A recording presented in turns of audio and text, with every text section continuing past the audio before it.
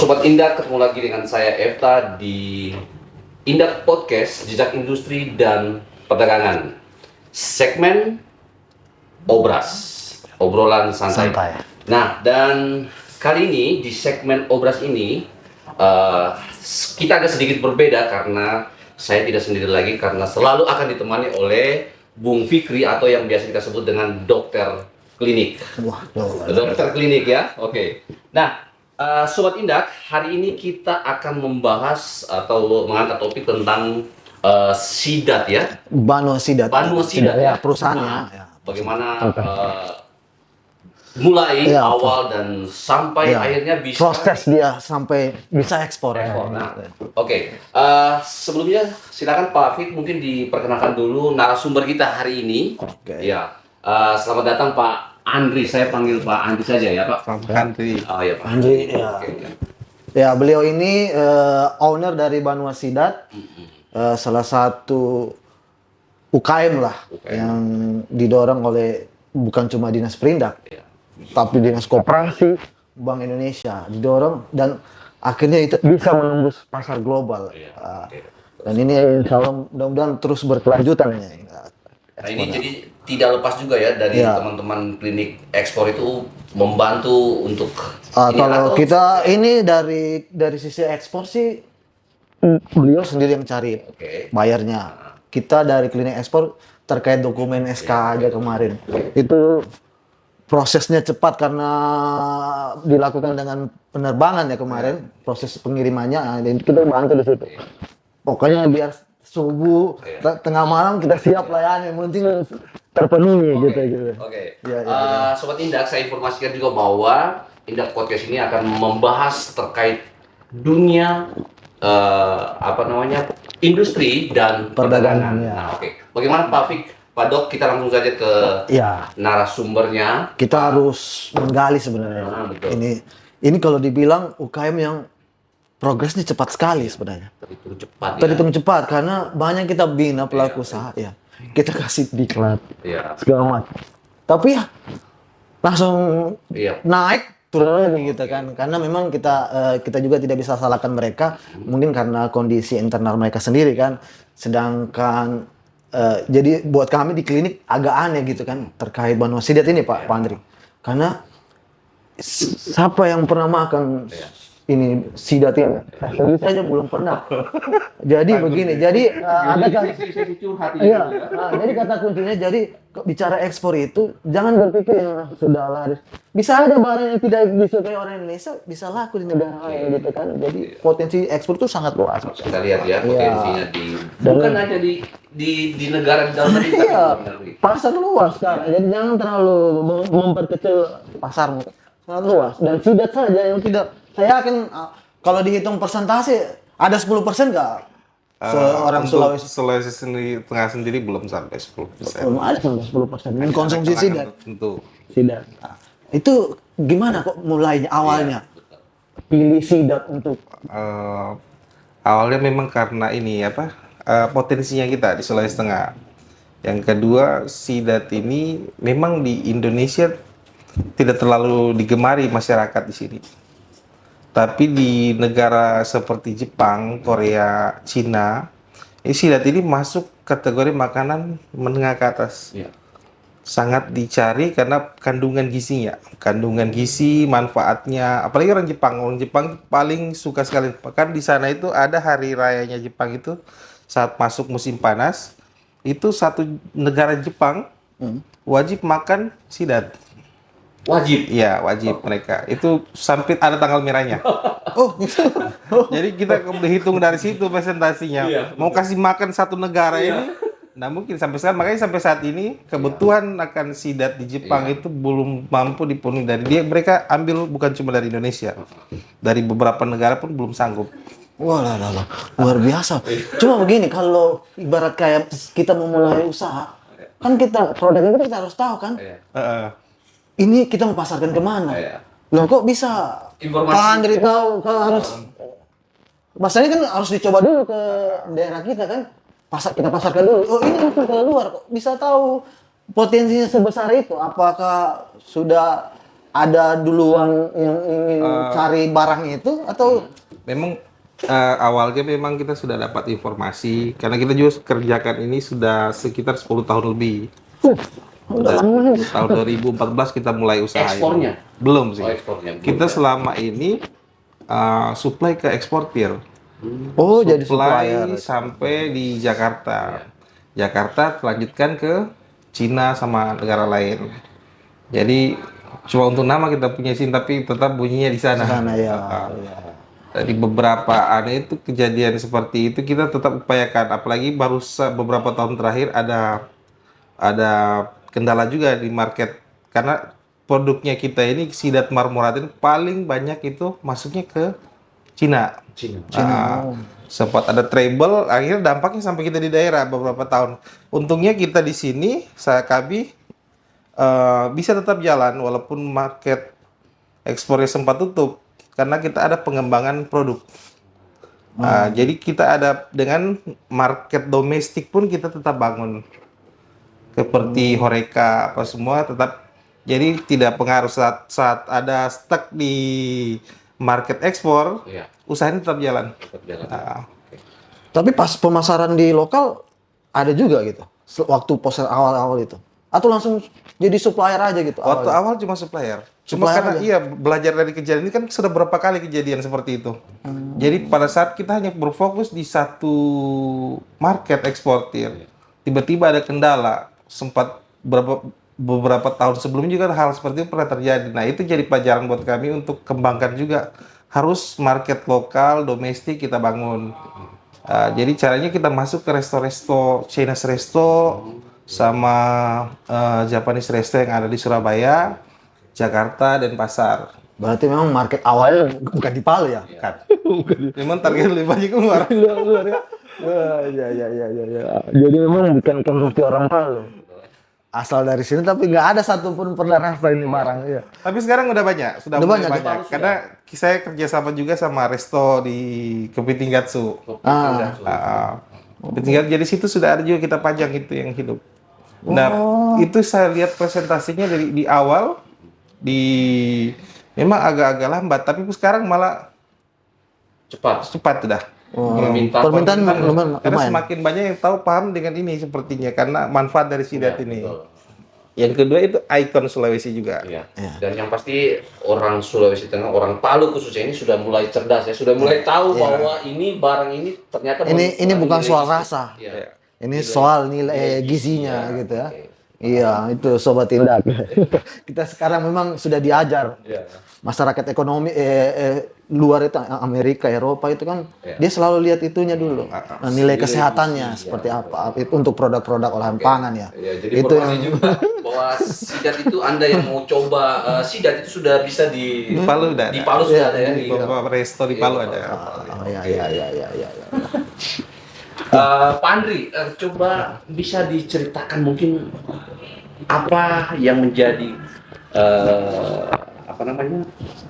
permasalahan terkait dengan ini barang ini sehingga nanti sekarang baru bisa ekspor. Dari 10 tahun kan Iya, baru 10 tahun baru ekspor. sebenarnya kan dia udah supply sebenarnya, udah ekspor cuma bukan dia. Selama ini memang sidat Sulawesi ini salah satu supplier sidat terbanyak di Indonesia yang keluar. Cuma terdata tetap di Jawa karena ekspornya di sana kan. Iya.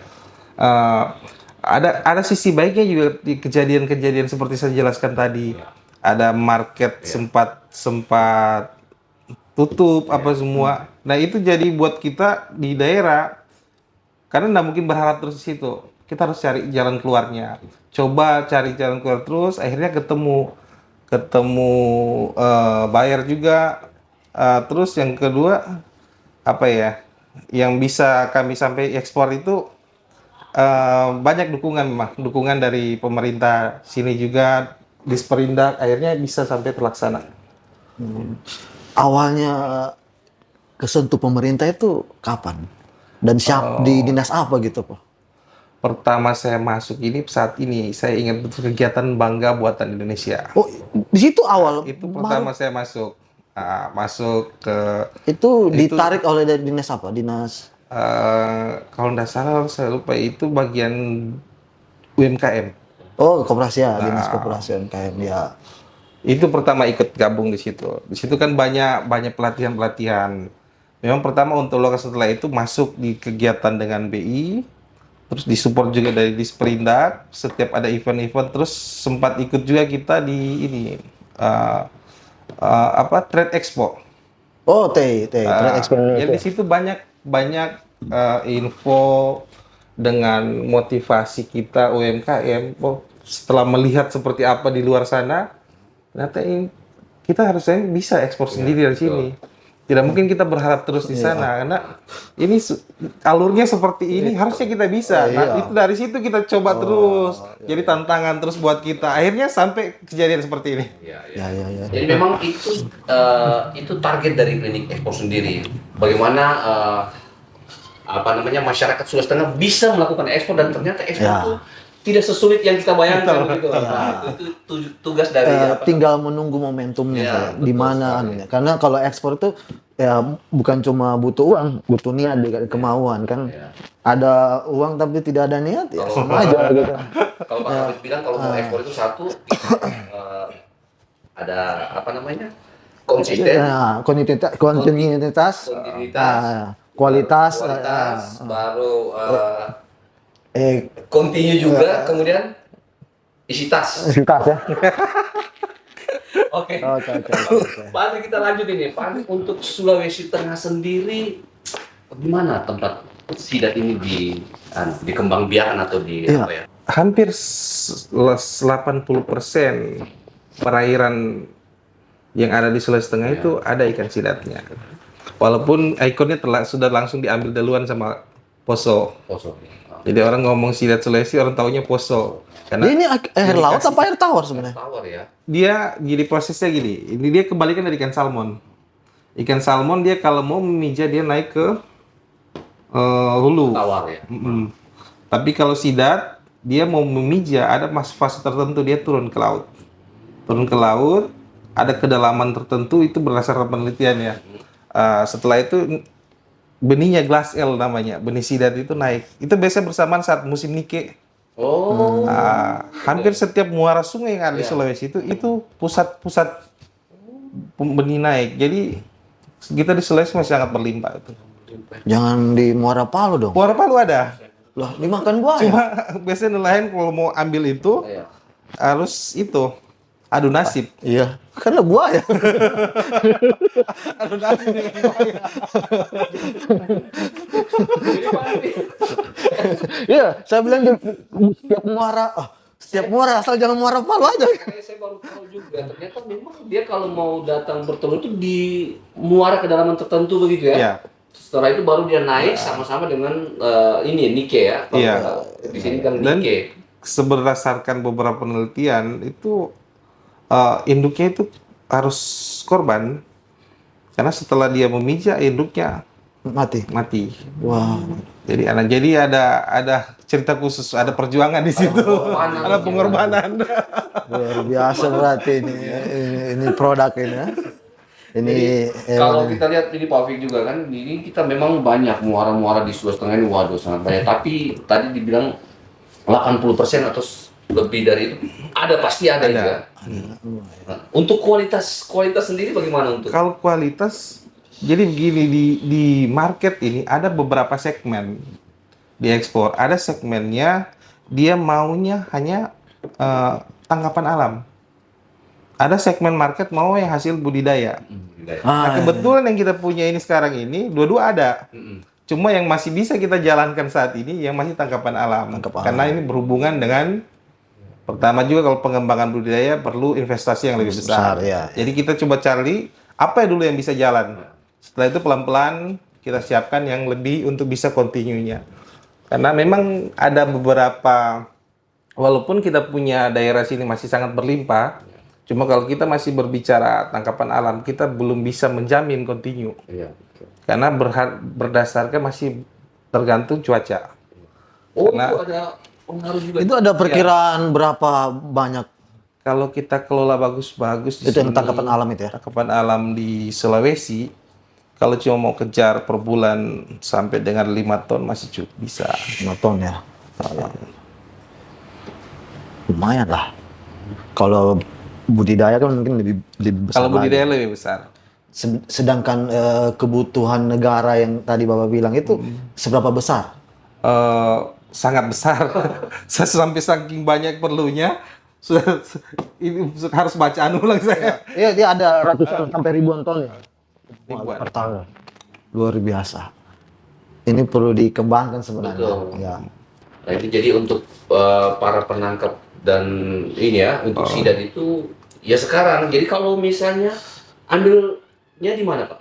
Atau langsung dari penangkapnya atau dari nelayan atau bagaimana? Saya punya nelayan di beberapa daerah, hampir di semua wilayah kabupaten di Sulawesi Tengah ada nelayan. Dan memang kualitas sidat kita seperti yang sempat Bapak tanya tadi itu sudah diakui memang bagus dari Sulawesi Tengah. Karena selama ini tidak pernah ada kendala di market soal kualitas tangkapan alam kita. Speknya masuk ya? Masuk. Cuma tergantung aja cara tangkap. Kalau kita bicara tadi ukuran ada ukuran tertentu ya? Ada size-size tertentu. Ya. Jadi size sidat ini kalau yang sudah masuk market konsumsi itu dari 250 gram. Ini yang hidup ya, yang hidup ya. Hidup ini. Yang hidup. Itu marketnya sendiri. Itu lebih banyak larinya ke produk seperti olahan kabayaki. Nah, Karena itu memang size itu yang diperuntukkan. Terus yang 500 gram sampai 1 kilogram lain sendiri. 1 kilogram sampai 1,2 lain juga. Sampai 2 kilo, 2 sampai 5 kilo lain juga. Jadi dia Punya grade-nya. Ukurannya. ya. Itu jadi Pak Andri ini Banua Sidat kirim yang hidup di sana diolah. Iya. Jadi produk pangan. Tantangannya kita gimana kita kirim yang sudah jadi produk Iya. yang siap makan. Nah, Iya. itu tantangan Yang itu. siap. Dan ini sudah ada loh di Banua Sidat Sudah ada, sudah. sudah. Ada. Dan sudah merujuk sudah mengadaptasi ya di negara tujuan untuk sausnya apa segala macam. Iya, kan? Sudah merujuk. Jadi sudah siap makan. Nah, itu tantangannya ya. Kita juga untuk mendorong supaya bisa produk yang olahan Iya. ya, ibaratnya produk retailnya Iya. bisa go ekspor. Saat ini kan yang ikan hidup ini banyak tantangannya. Iya, betul. Karena proses kirimannya, packagingnya gimana itu banyak tantangan. Itu gimana itu proses packagingnya? Ada kendala nggak selama? Awal waktu kita mau ekspor pertama juga salah satu faktor sempat tertunda itu masalah itu karena ini masih berhubungan dengan bahan baku hidup. Jadi tidak ketemu connectingnya.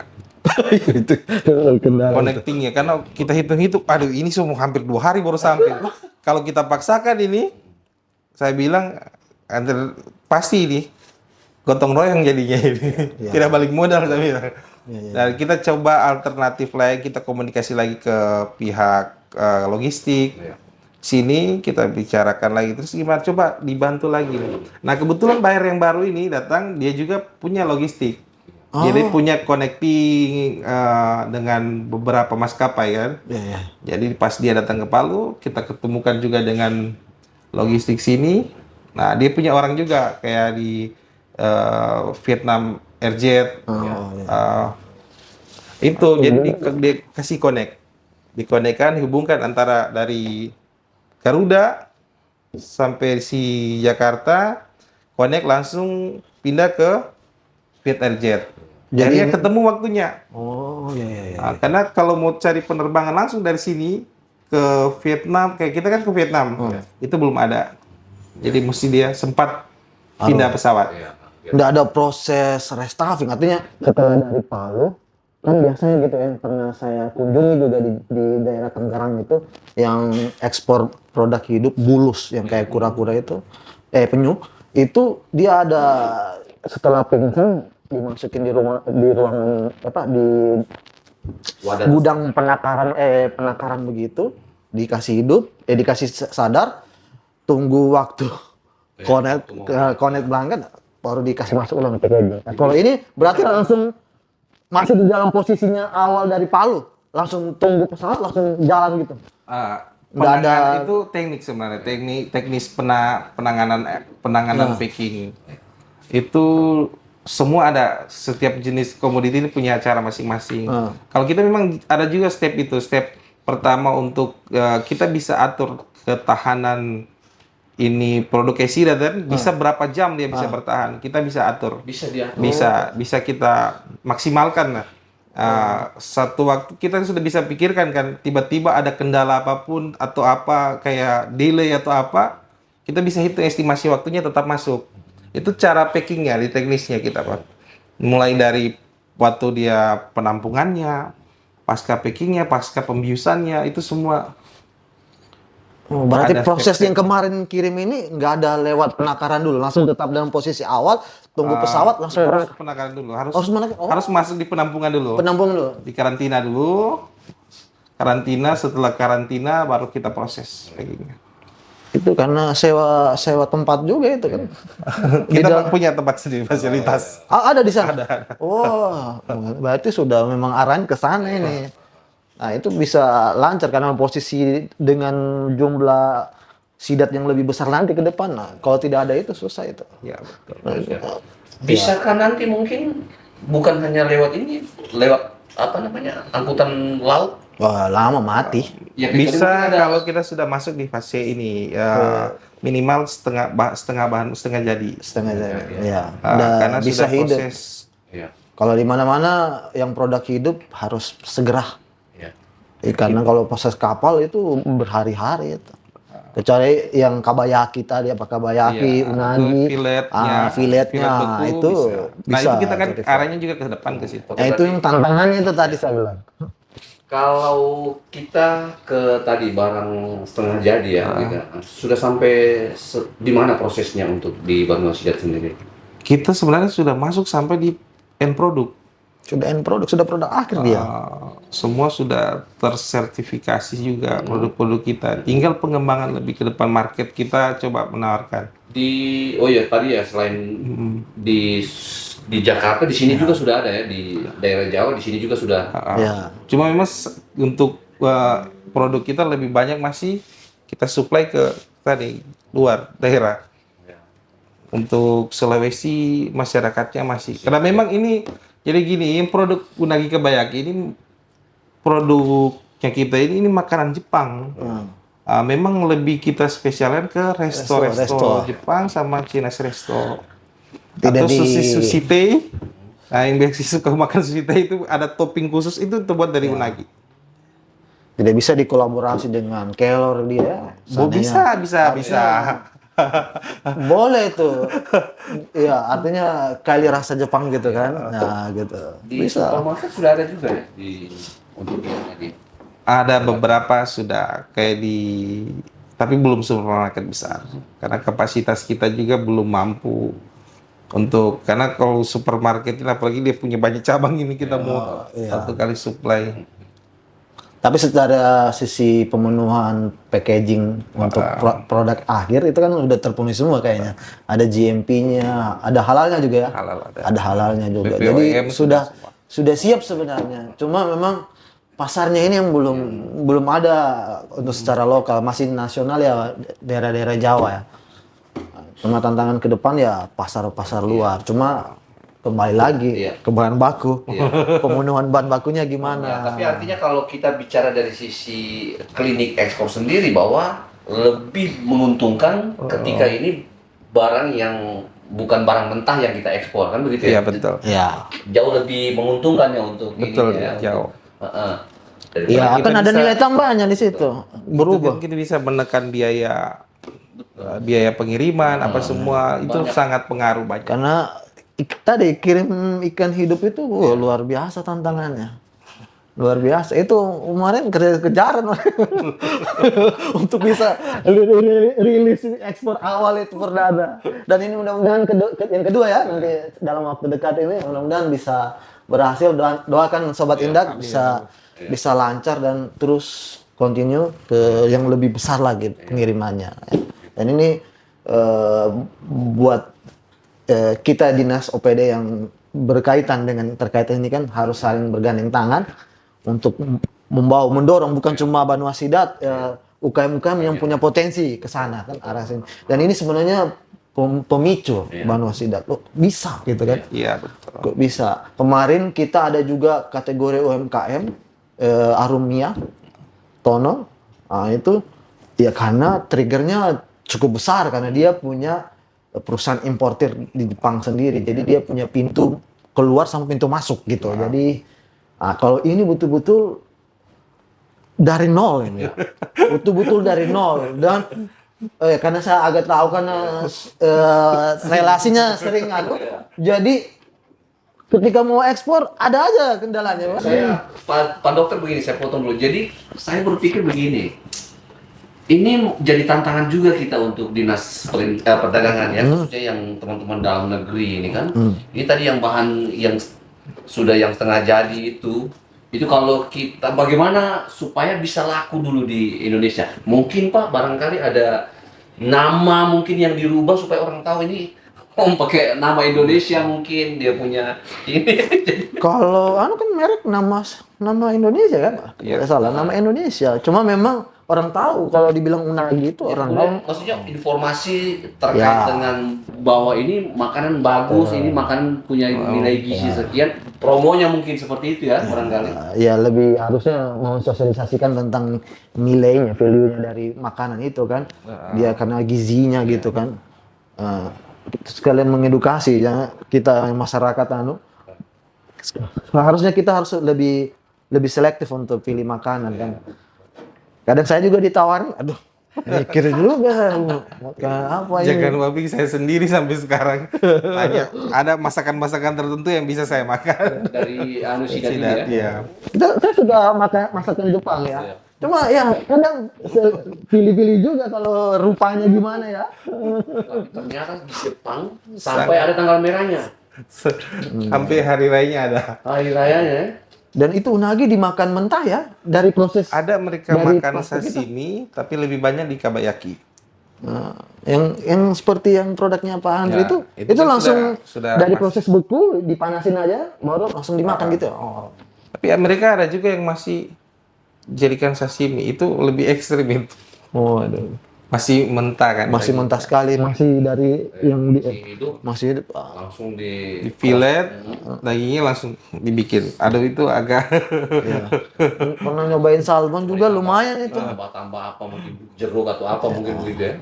Ya, padahal kita itu lumayan paling tinggi ya kalau tidak salah ya. Yang si sidat ini kandungannya. proteinnya dari beberapa penelitian yang saya baca itu memang 2 kali lipat dari salmon. Dari kandungan susu pun berapa kali lipat dia punya. Makanya itu yang buat Dia apa kayak protein ya? protein. Ya. Kayak protein. Kandungan gizinya itu pokoknya 2 orang yang paling terkenal kan itu salmon, orang taunya. Padahal itu kita punya di sini. Bahkan 2 kali lipat dari salmon. Ya. Kita itu sidat. Ini kalau Kita kebayang-bayang makan salmon padahal unagi berharap juga nanti Apa, Sidat ini sidat bisa mengalahkan salmon nanti. iya, kita selalu kebayang lihat salmon keren rupanya bentuknya kan karena memang cantik kan. Ternyata kandungannya masa kalah sama sidat ya Allah. Luar biasa ini. Pak Andri, apa namanya?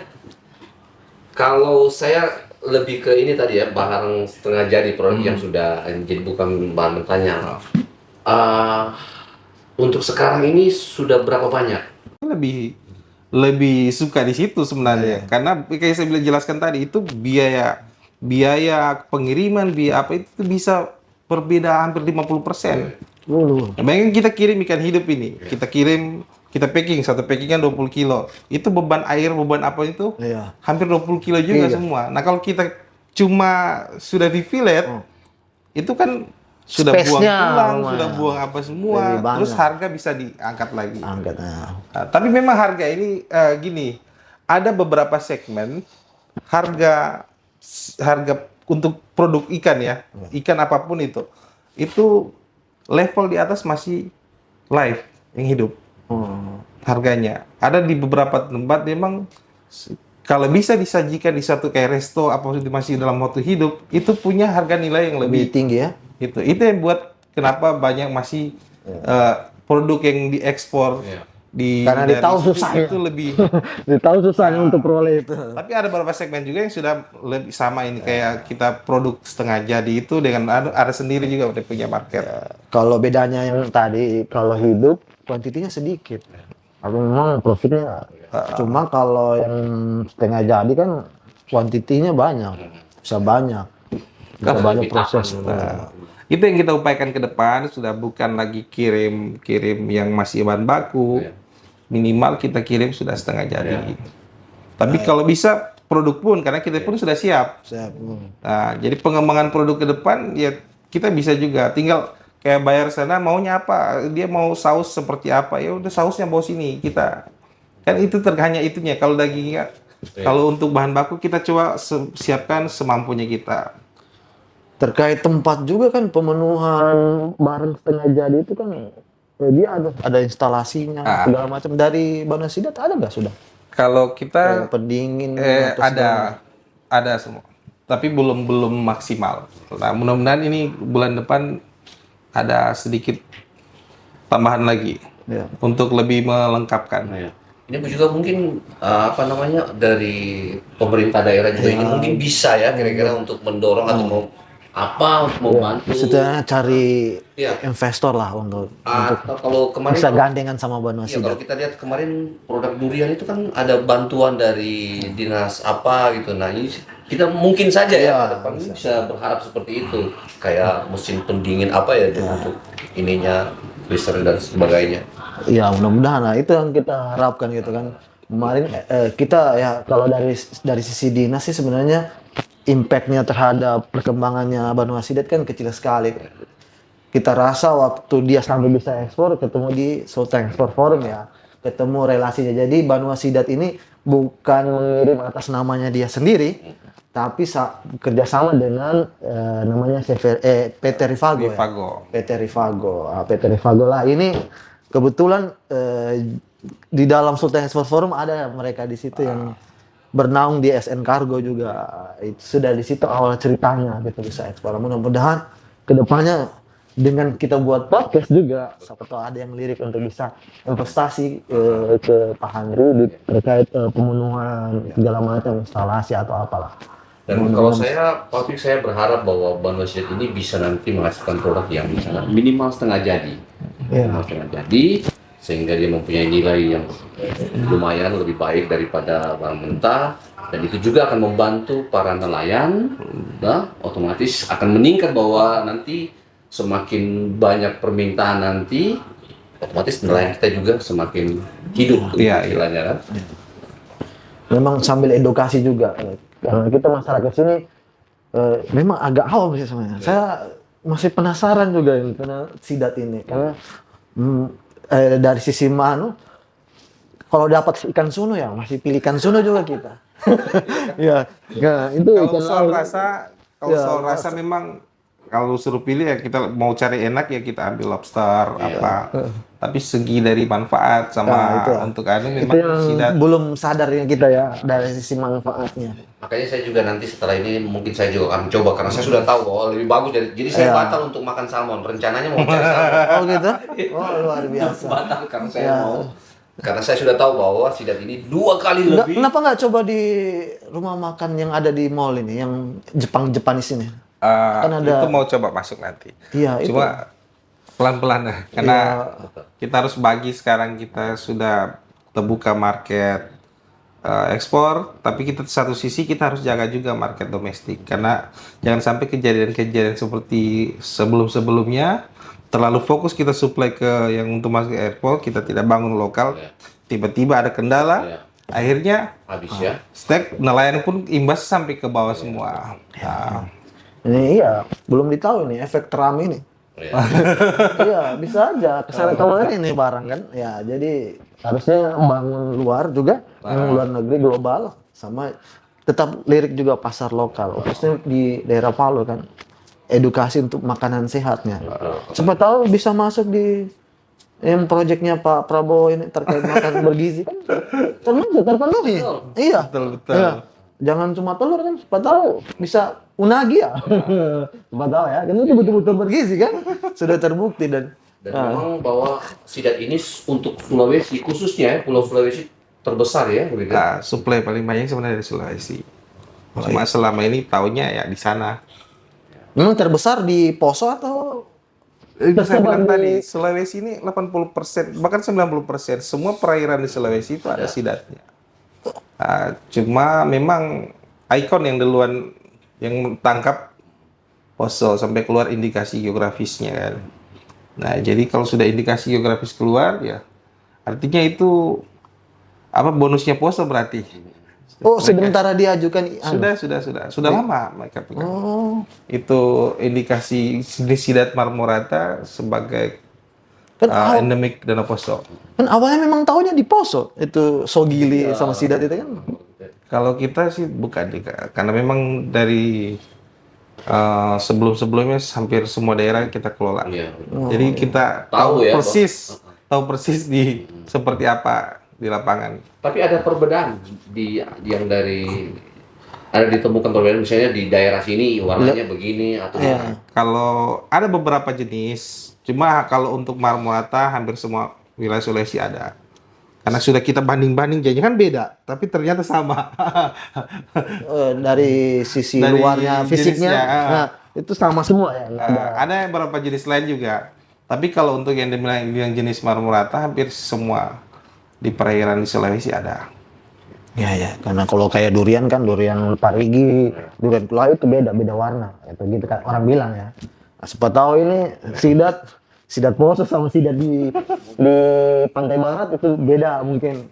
Mungkin juga pengaruh cuaca. Ya. Mungkin. Ya, kalau di Poso kan lumayan tinggi loh. Kalau dia mau ke laut, dari Danau Poso ke laut lo belasan kilo ya. Itu gimana manjat ya, dia si sidat indukannya ini turun ke muara bertelur berarti langsung mati. Ya, Si anaknya ini berdasarkan beberapa penelitian seperti itu kisahnya. Oh, seperti itu. Dia turun balik menetas di laut di kedalaman lupa saya itu kedalaman tertentu, dia akhirnya anaknya naik gelas L itu benihnya kembali ulang ke muara, naik ke sungai, kembali lagi ke danau. Besar di jalan dia. Iya, karena lawan arus kan. Arus sungai lumayan itu, besar di jalan dia. Oke. Sidat sama belut itu beda ya? Beda. Kalau sidat dia masih kategori ikan. Karena dia punya ingsan, sirip, bahkan punya sisik. Cuma sisiknya itu tidak kasat mata karena tertutup lendir. Harus pakai alat kita bisa lihat. Kalau belut, sawa itu ya udah dia sudah tidak masuk kategori ikan. Oh, jadi dia kayak ular juga ya, belut ini. Jangan tidak. Saya lupa apa namanya ini mau dibilang. Dia ular tanah kah atau apa saya belum tahu ini. Tapi kalau sidat dia masih ikan karena dia punya ingsan, sirip, ya sisik. Ya. Jadi kalau Andri, apa harapan ke depan Benua Sidat ini? Harapan kita bisa terus kembangkan ini, bisa terus ekspor dari sini karena memang impian kita lama juga selama ini karena sekian tahun kita dari Sulawesi, bahkan sebelum saya main sidat ini sudah ada pemain lain juga main dari beberapa tahun sebelumnya. Itu sidatnya kita hanya sampai di Jakarta kan. Tidak pernah kita ekspor langsung. Nah, dengan terobosan baru ini harapan ke depan ini bisa lebih bagus lagi. Bisa didorong. Kalau kita belum sanggup kan kita punya mitra banyak. Kayak kemarin kita dipertemukan di Sulteng Export Forum. Nah, walaupun sebenarnya sudah sering ketemu kan, saya sudah lama bermitra dengan mereka. Nah, dengan kegiatan-kegiatan itu kita semakin terdorong kan. Loh, di luar sana bisa, kenapa kita tidak bisa? Kalau kita belum mampu sendiri, kenapa? Kau punya lengkap, ayo kita pakai sama-sama ya kita maju. Yang penting kita jalan dulu. Mulai aja dulu gitu. Jangan setengah hati gitu. Karena sudah ada itu udah dibuatin analisanya lengkap. Cuma harapan dan angan-angan. Ya Allah. Pikir kita sudah susah ya. Saya tahu ekspornya bos kita. Oke. Kalau dari Pak Dokter sendiri, bagaimana melihat perkembangan dari Benua Sidat ini? Ya, seperti di awal saya bilang tadi, memang cukup, walaupun saya secara prosesnya dia berdiri, dia memulai itu barang 10 tahun yang lalu ya. Cuma dari proses kita kenal sampai dia bisa ongoing ke ekspor itu cukup cepat loh, cukup cepat. Memang walaupun ada si mitranya ini Revago ini memang udah sangat sudah kompeten lah, sudah pernah ekspor. Ya, sudah pernah ekspor walaupun tidak pernah lewat Palu ya, setahu saya lewat Kalimantan, tapi dia cukup membantu untuk progresnya Banua Sidat itu bisa ekspor. Mudah-mudahan ke depan bisa berkolaborasi lagi. Yang lebih kita anu itu adalah pengembangan pemberdayaannya ini, pemberdayaan ikan ini bisa dikembangkan terus. Tadi kan cuma penangkapan alam ya. Ini bisa kita budidaya gitu kan ke depannya, dan bisa ada industri lah di situ, proses industri. Kalau ini kan masih taraf industri kecil lah, dan bisa didorong untuk bisa jadi lebih besar ke depannya. Mudah-mudahan lewat klinik ekspor ya bisa kita coba cari promosikan. Kita juga ada jendela Ena Ekspor Pak, untuk produk naginya aja kita posting, kita pajang di Ena Ekspor, itu lumayan loh. Bisa bantu nanti bisa lewat ya. Kita kalau mau progresnya cepat bisa kami kontakkan lewat Perwadak melalui jendela Ena Ekspor itu untuk dibantu promosi. Dan ini betul-betul produk ikan asli dari Indonesia kan, dari khususnya dari Palu kan, di paling besar lah di Indonesia mungkin ada sidat ya. Nah, tapi yang lebih mungkin lebih banyak di Sulawesi Tengah. Nah, itu bisa kita dorong seperti kakao kan, kita dorong promosinya lewat mungkin pasar-pasar Eropa. Enggak tahu kalau Eropa ada nggak? Ada peminatnya untuk. Ada. Kalau saya baca-baca di artikel ternyata sidat kita juga sudah masuk sana ya, karena masih dari Jawa semua. Itu kata kuncinya adalah nilai kandungannya itu sebenarnya. Orang lihatnya itu ya sekarang, bukan lihat enaknya sekarang, justru ada kandungannya. Dan mudah-mudahan kita melalui podcast ini juga kita bisa bantu untuk mempromosikan sidat ini untuk bisa lebih terkenal lagi, tidak cuma di Jepang ini pasarnya Cina, mungkin ke luar ke Eropa, terutama juga untuk masyarakat Palu ya. Sulawesi Tengah khususnya. Terutama untuk saya sendiri juga. Memulailah coba untuk makanan sehat. Tapi kalau ditangani dengan khusus yang jago bisa masak, enak. Saya pernah makan kayak di resto kita yang kerjasama, itu enak sama. Makanya saya dorong ke ini di resto mana di cafe di rumah makan Jepang yang di mall, supaya kita bisa rasa juga kan. Dia sudah siap saji dan nggak kita lihat mungkin mereka punya resep sendiri kan, supaya kita rasa gitu. Kalau kita nyoba sendiri itu agak gimana ya? Kebayang seperti kayak gini. Soalnya kebayang.